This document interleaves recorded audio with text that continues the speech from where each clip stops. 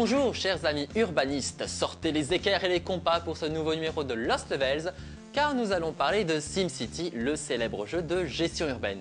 Ah, SimCity, j'ai donné à cette série plus d'heures de ma vie qu'à n'importe quel autre jeu, ou peut-être bien aux Sims en fait. La série SimCity est née en 1989 sur PC grâce à l'ingénieux Will Wright et son studio Maxis. Puis vinrent le passionnant SimCity 2000, le délicieux SimCity 3000, l'inoubliable SimCity 4, et puis SimCity Société que tout le monde préfère oublier. Mais la saga fait son comeback pour de bon avec le véritable 5e opus, baptisé sobrement SimCity. J'ai pu découvrir le jeu à l'occasion du Paris Games Week 2012, aussi je vous invite à regarder ce petit reportage afin d'en apprendre un peu plus sur ce nouvel épisode, signé Maxis et édité par Electronic Arts. Allez, c'est parti. Le stand SimCity n'était peut-être pas le plus grand du Paris Games Week, mais le jeu a fait forte impression auprès des joueurs, n'est-ce pas Alvin? Pour moi, le jeu à retenir sur le salon, c'est clairement SimCity, où il n'y a que le tutoriel de disponible, mais c'est le meilleur tutoriel que j'ai jamais fait de ma vie et qui m'a super donné envie d'y jouer un peu plus. Et j'ai été très frustré en le finissant, ce qui est plutôt bon signe. Ce qui est plutôt bon signe également, c'est de voir les joueurs tellement plongés dans leur partie qu'ils ne font plus du tout attention à nous. Il faut dire que ce nouveau SimCity est très attendu puisque SimCity 4, le dernier épisode développé par Maxis, est sorti en 2003. Il aura donc fallu attendre près de 10 ans pour découvrir l'héritier. Et l'on retrouve bien évidemment tout ce qui fait le sel de la gestion à la SimCity, à commencer par l'équilibre RCI. Alors, l'équilibre RCI, c'est quoi ? RCI, c'est tout simplement résidence, commerce et industrie. Ce sont les 3 types de zones différentes qu'il est possible de bâtir afin de lever des impôts et donc trouver les fonds pour pouvoir financer les différents services. Et oui, une ville sans pompiers risque de galérer à la première météorite qui s'écrase.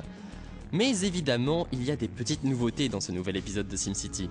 La première qui saute aux yeux, c'est bien sûr la possibilité de bâtir des routes courbes. Alors dit comme ça, on ne se rend pas vraiment bien compte, mais mine de rien, cela apporte beaucoup plus de réalisme et permet également bien plus de fantaisie urbaine. Il faut également savoir que désormais, tous les bâtiments de service sont modulaires. Il suffit par exemple d'ajouter une classe à une école pour voir son efficacité augmenter. L'effet n'est pas simplement visuel, il se répercute également dans le gameplay.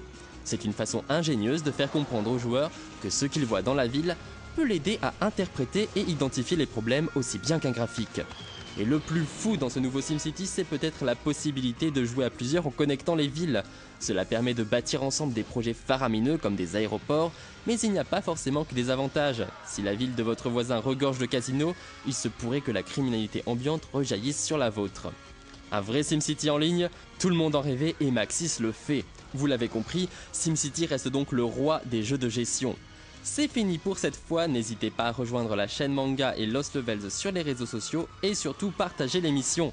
On se retrouve très bientôt pour un nouveau numéro de Lost Levels, mais d'ici là, évitez le game over.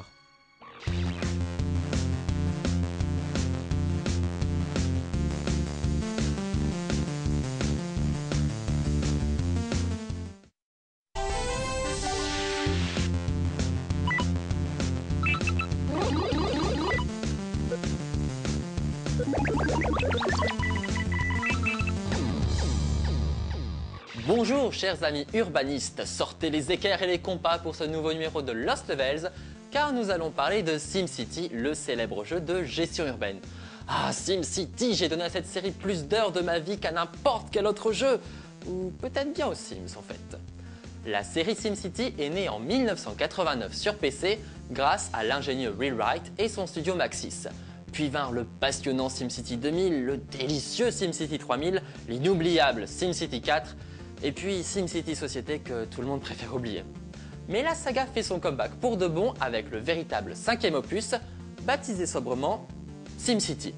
J'ai pu découvrir le jeu à l'occasion du Paris Games Week 2012, aussi je vous invite à regarder ce petit reportage afin d'en apprendre un peu plus sur ce nouvel épisode, signé Maxis et édité par Electronic Arts. Allez, c'est parti. Le stand SimCity n'était peut-être pas le plus grand du Paris Games Week, mais le jeu a fait forte impression auprès des joueurs, n'est-ce pas Alvin? Pour moi, le jeu à retenir sur le salon, c'est clairement SimCity, où il n'y a que le tutoriel de disponible, mais c'est le meilleur tutoriel que j'ai jamais fait de ma vie et qui m'a super donné envie d'y jouer un peu plus. Et j'ai été très frustré en le finissant, ce qui est plutôt bon signe. Ce qui est plutôt bon signe également, c'est de voir les joueurs tellement plongés dans leur partie qu'ils ne font plus du tout attention à nous. Il faut dire que ce nouveau SimCity est très attendu puisque SimCity 4, le dernier épisode développé par Maxis, est sorti en 2003. Il aura donc fallu attendre près de 10 ans pour découvrir l'héritier. Et l'on retrouve bien évidemment tout ce qui fait le sel de la gestion à la SimCity, à commencer par l'équilibre RCI. Alors, l'équilibre RCI, c'est quoi ? RCI, c'est tout simplement résidence, commerce et industrie. Ce sont les 3 types de zones différentes qu'il est possible de bâtir afin de lever des impôts et donc trouver les fonds pour pouvoir financer les différents services. Et oui, une ville sans pompiers risque de galérer à la première météorite qui s'écrase. Mais évidemment, il y a des petites nouveautés dans ce nouvel épisode de SimCity. La première qui saute aux yeux, c'est bien sûr la possibilité de bâtir des routes courbes. Alors dit comme ça, on ne se rend pas vraiment bien compte, mais mine de rien, cela apporte beaucoup plus de réalisme et permet également bien plus de fantaisie urbaine. Il faut également savoir que désormais, tous les bâtiments de service sont modulaires. Il suffit par exemple d'ajouter une classe à une école pour voir son efficacité augmenter. L'effet n'est pas simplement visuel, il se répercute également dans le gameplay.